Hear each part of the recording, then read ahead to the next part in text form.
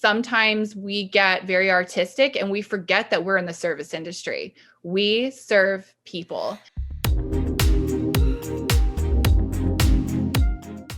Welcome back to the Successful Stylist Academy podcast, everyone. I am your host, Ambrosia Carey. Today, we're hanging out with Drea, and we are covering the juicy topic of our top 10 habits of a successful hairstylist. And we have got a lot of things to cover with you guys. I know that you guys have probably heard this one before, and I don't want to sound like a broken record, but hear me out because this is so crucial. And this is actually something that I have learned the art of consulting throughout years and years behind the chair.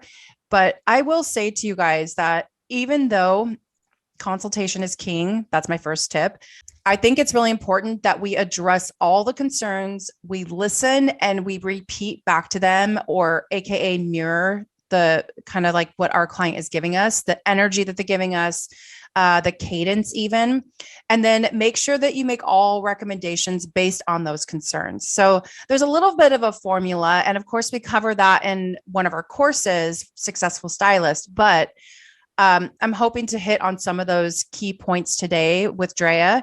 And, we're just going to kind of cut through some of the noise a little bit and really focus on the things that really do add value, that make you irreplaceable behind the chair, and the things that you should be focusing on when you're taking care of your guest.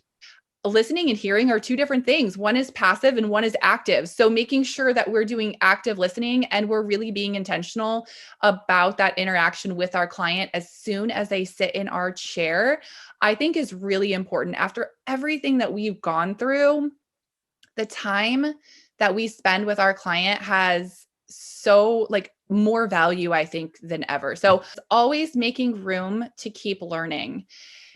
And this is huge for me because I'm like kind of a learning nerd. Like I'm afraid of getting old, not because I'm going to get wrinkles, but because I'm not going to get to learn everything.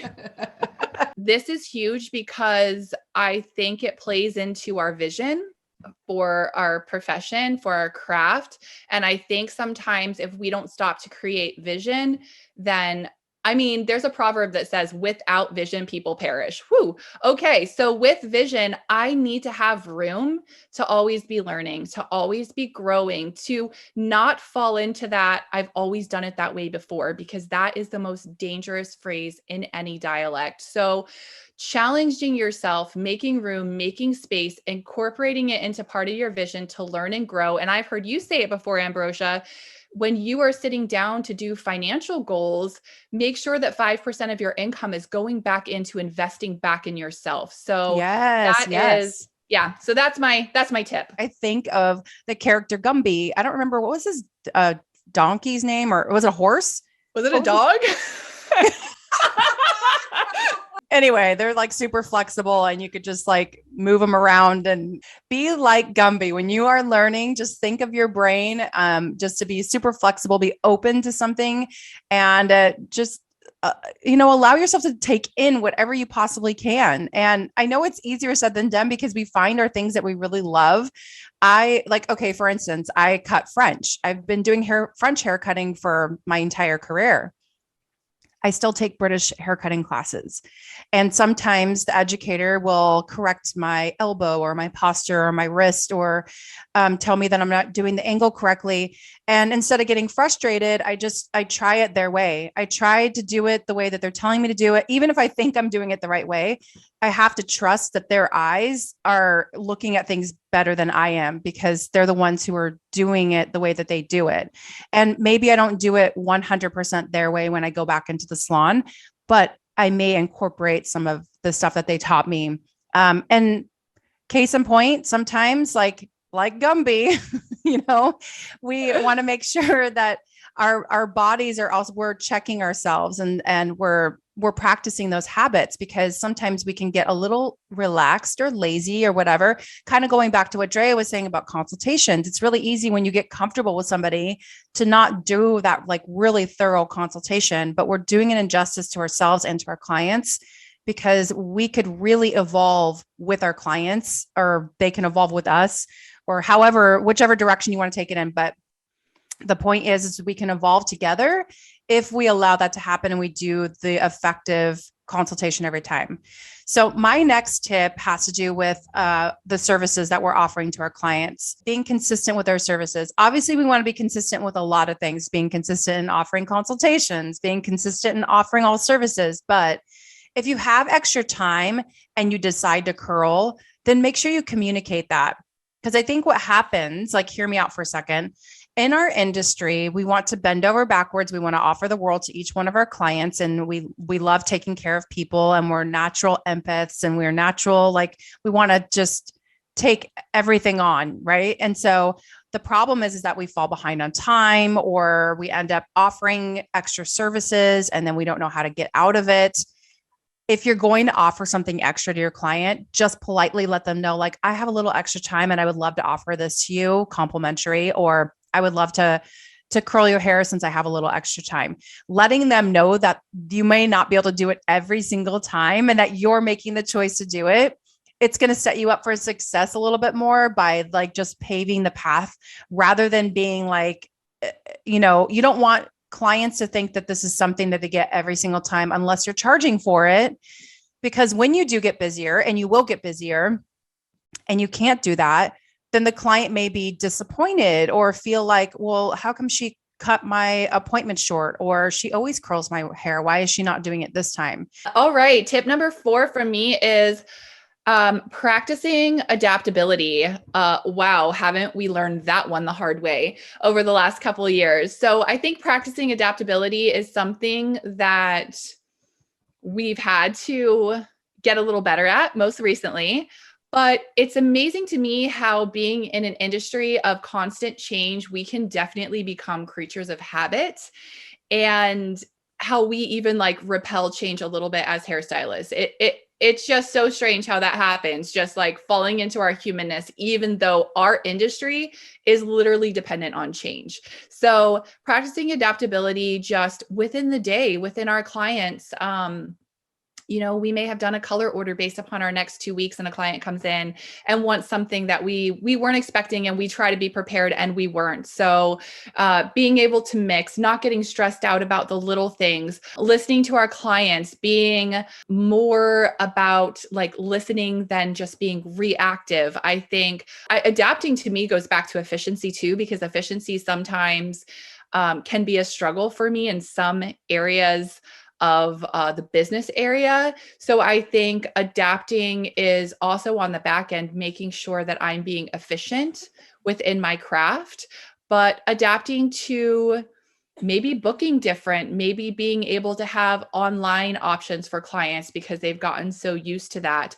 Maybe there are some clients, when cold season is hitting hard now, they want to have a color kit. So I think just being able to roll with the times gracefully is how I kind of practice adaptability right now within the industry. I can't remember who said this, but showing up early is showing up on time. Showing up on time is late, and showing up late means you're fired. Be there, like, really be there, and let your clients know that you're looking forward to seeing them. And we don't want to be disrespectful to other people's time, but there's so many messages that get sent when you run late. Unfortunately, even if I'm sure there's a good excuse, there's always a good excuse why you're late, right? Unless you come running in with your hair wet and you're holding a Starbucks in your hand. And it's like, My next tip is also very unsexy. So I'm glad that it's following that one. And it's to keep organized records and know your cost of goods. I had to put this in because it is probably my biggest challenge. I don't want it. I'm like most hairdressers. I have just enough of, like, A-type personality and been in this long enough to have my feet on the ground and know the importance of this and practice it, but I loathe it, every ounce of my being. So, but this sets us up for success. This makes sure that later on we're not dealing with difficult situations with taxes. This makes sure that when we are enjoying our time with our clients, there's no back end resentment or rushing because we use too much color and we didn't charge our client for it. And we don't know what our cost of goods are. So we're emotionally charging and we're not charging our worth. And that just creates so many more snowball issues. So I think whether that looks like having a business manager, hiring a CPA that you meet with quarterly, using different tools in the salon to help you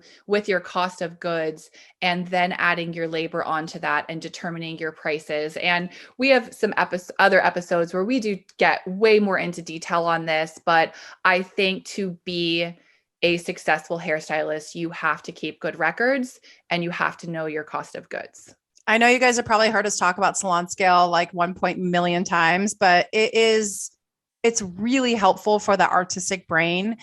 Yeah, you need to input it ahead of time, but every single year I'll just look through those like cost of goods, the COGS, and you just make sure that everything lines up. And once it's set up, then all you have to do is just weigh it or make sure that you add it in.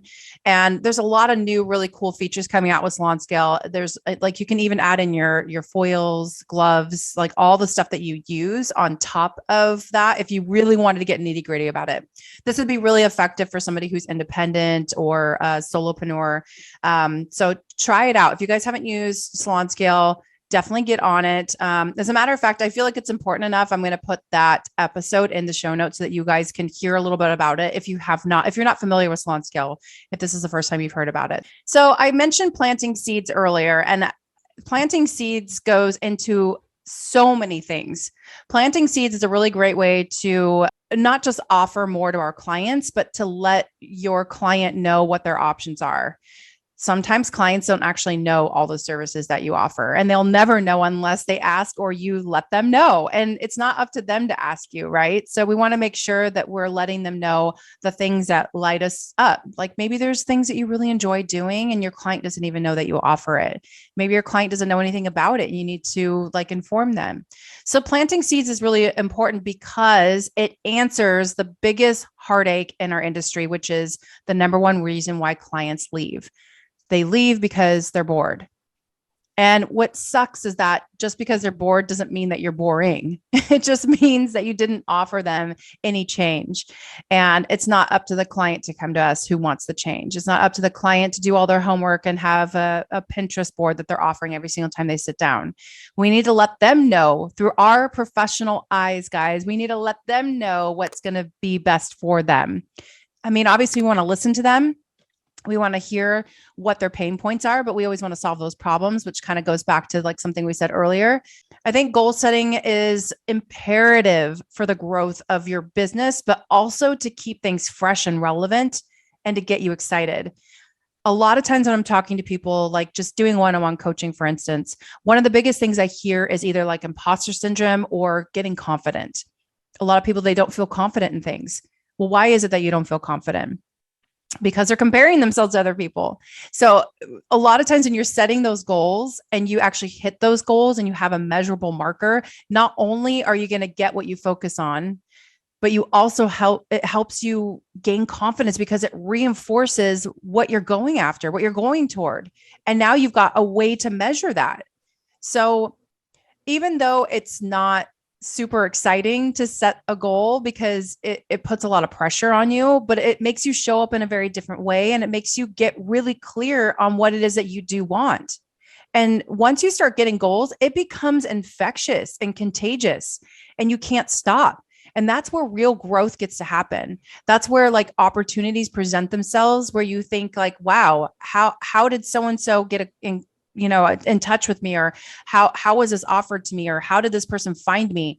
It's because it becomes infectious and contagious. Sometimes if I get nervous about goal setting because of the pressure, sometimes I just start by creating a vision because those visions will turn into goals and it seems less scary. So I did want to put that out there because it's a little thing that I do. And I kind of just create some really quiet, still time to sit down and write down the things that I need to create a vision in. So those may be your clientele, your finances. And then, I mean, I do it in all the areas of my personal life too. And I take like a little index card or a part of my piece of my journal, and I sit there on each and every one. Sometimes this takes me more than one sitting, and I write down like what comes to me for my vision, for my finances, for my client, for my salon. Like, what do those things look like? And it really is contagious when you do this. Like Ambrosia said, it being contagious, it opens up so many doors. I can't quote the person who said this,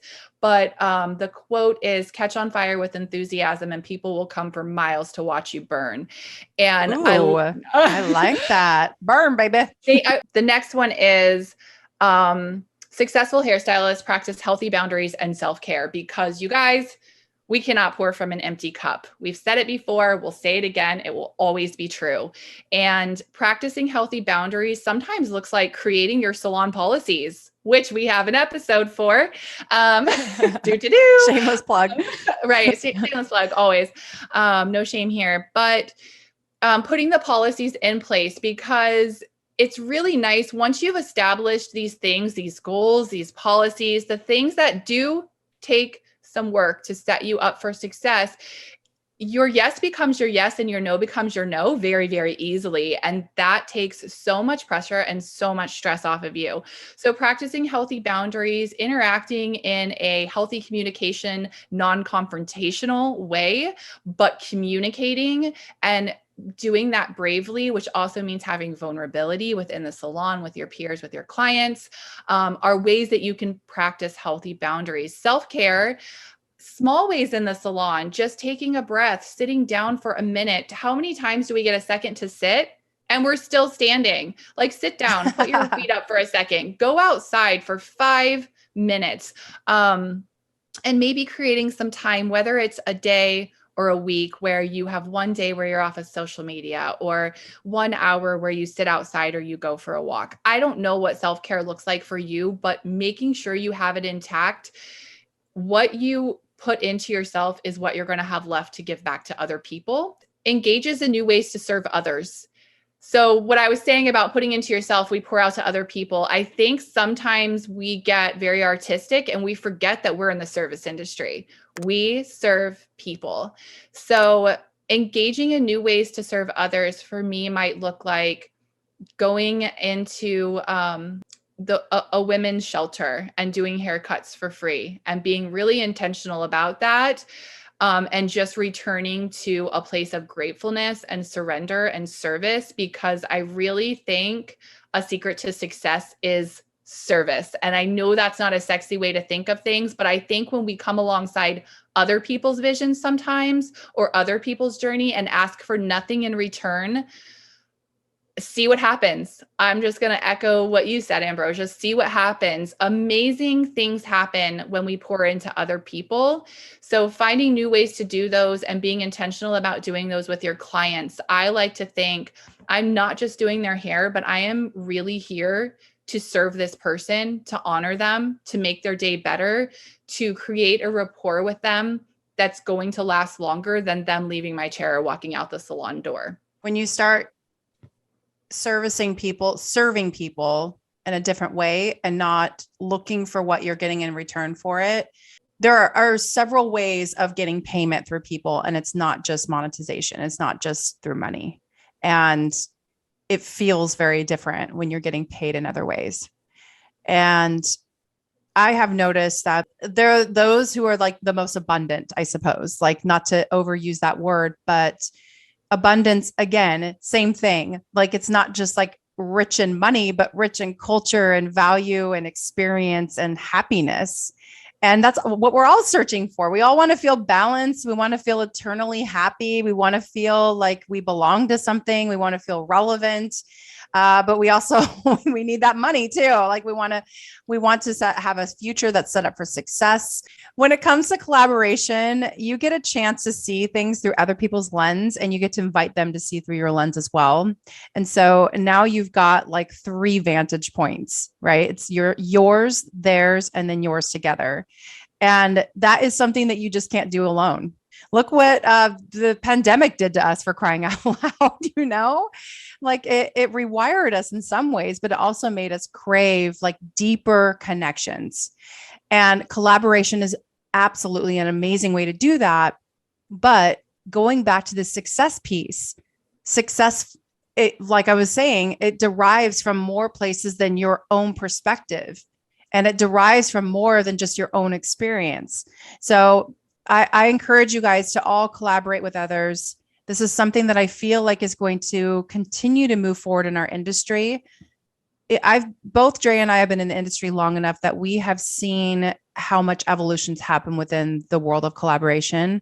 And I really feel like those who are going to rise above and who are going to stick around for the longest and also are going to feel extremely successful in it are the ones who get on board with collaboration. So I want to challenge you, invite you. I want you, anybody that's listening to this, like, I don't care if you've been doing hair for 30 seconds or if you've been doing hair your entire life, or I don't even care if you're not doing hair. If you want to collaborate with us, do it. Reach out to us. We are open to it. And that's what fills my cup. With that said, though, guys, we are here for you each step of the way. I know we tell you that all the time, but we really, really care. And we want you to feel like we're your friends. Like, we're here for you. We really want to connect with you as much as we possibly can. And I know that wherever you're listening to this, or if you're viewing us on YouTube, or we met through Instagram or whatever the platform is, we want to feel like we are a part of your lives just as much as you're a part of ours. So this is why we do this. So we want to encourage you to dream big, set goals, take action. And we are going to be here to give you guys as many resources and as much as we possibly can for as long as we can until our bodies fall apart and we don't have a voice any longer. So thanks so much, guys, for hanging out with us, and take care. We will see you next week.